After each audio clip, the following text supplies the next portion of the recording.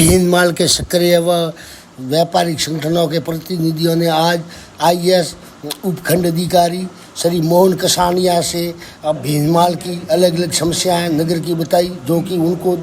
पर समस्या के बारे में ज्ञात था। न केवल समस्या के बारे में उनको ज्ञात था, बल्कि उसका समाधान भी उन्होंने खुद ही बता दिया। जैसे कि सबसे अभी गर्मियों के दिनों में आने वाली पानी की विकराल समस्या, जो कि लगभग काफ़ी दिनों के बाद पानी आता है। वैसे आपको ज्ञात रहे कि नर्मदा संग्रह समिति के सदस्यों को दिए गए वसन से अब जल विभाग के सदस्य हट रहे हैं और तीसरे दिन या चौथे दिन पानी की बजाय अब 6-6, 5-5 दिन हो रहे हैं और कहीं कहीं तो 7-7, 8-8 दिन हो रहे हैं। इसी समस्या को लेकर समस्या उठाने पर उन्होंने कहा कि सबसे पहले आप AN व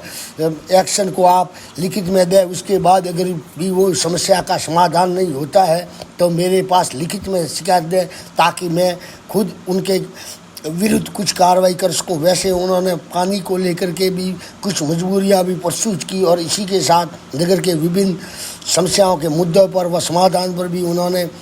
लोगों को बताया कि किस समस्या का कौन सा समाधान निकल सकता है, जिससे लेकर जैसे कि रोड लाइट है जो दिन में जलती है और उसका बिल नागरिकों के बिल में सम्मिलित होता है, और उसी के साथ आने वाले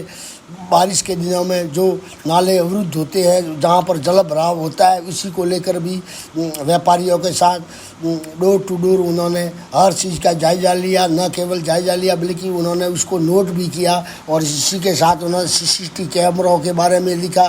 भी, बताया कि ये मामला है और अब किस प्रकार से CCTV नगर के कैमरे शुरू किए जाएंगे। इसी के साथ उन्होंने व्यापारियों के द्वारा बाज़ार में कचरा फेंकने की बात पर भी उन्होंने आगाह किया कि कुछ दिनों में अगर व्यापारी खुद डस्टबिन रख करके कचरा रखते हैं और फिर बाद में जो गाड़ी आती है नगर पालिका की उसमें भरवाते हैं तो और स्वस्थ हो जाएगा नगर। तो इसी को लेकर भी उन्होंने कई सुझाव मांगे व अपने खुद के भी सुझाव दिए। इसी के साथ में उन्होंने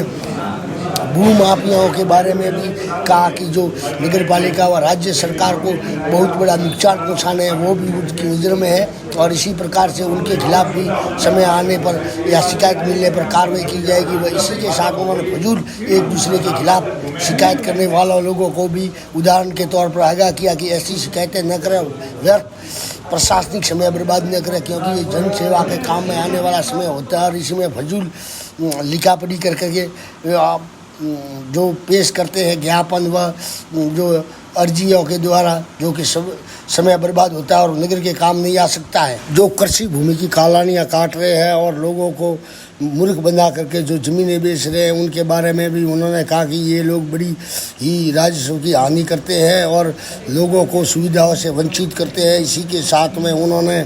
कई समस्याओं को बारे में आगाह किया। कुछ लोगों ने बिना ज्ञान के ही पेल दिया कि वहाँ पर डस्टबिन रखा जाता है, वहाँ कचरा डाला जाता है, जबकि ऐसा कुछ नहीं। बाल समुद्र के पानी को लेकर भी सावित्री नहर पर जो कार्य उनके द्वारा सर्वोत्तम कार्य किया जा रहा है उसके बारे में भी जानकारी दी, परंतु